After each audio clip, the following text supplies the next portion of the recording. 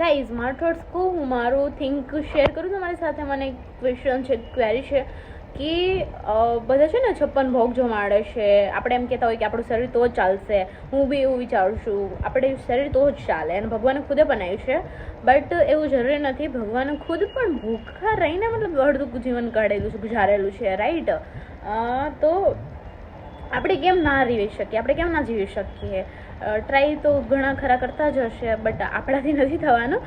એક થોટ્સ થિંગમાં જે કહેવાનો છે મેઇન પોઈન્ટ તમારી સાથે શેર કરું કે શાલિગ્રામ પથ્થર, યુ નો ડેટ મૂર્તિ હોય જેની અંદર શાલિગ્રામના પથ્થરો હોય યુઝ થયેલા, બિકોઝ એની અંદર પ્રાણ હોય છે, એટલા માટે શાલિગ્રામના પથ્થર યુઝ કરવામાં આવે છે મૂર્તિની ઇન. તો એ શાલિગ્રામ પથ્થર માની કે મૂર્તિની અંદર પ્રાણ પૂરવા હોય તો તમારે 56 ભોગ રાખવા પડે છે? નહીં ને.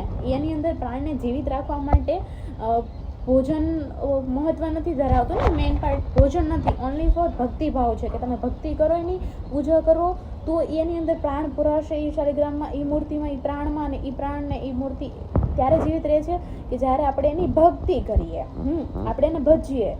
ઓનલી ફોર ભક્તિ, પ્રે, કે તમે એને માનો, તમે એનું નામ ઉચ્ચારણ કરો શ્વાસે શ્વાસે, રગે રગે, તમે એને પ્રેમ આપો, એને ખાવાનું ભોજન કે 56 ભોગ નહીં. આપણે કેમ આપણા શરીરને એવું રાખીએ છીએ? I don't know.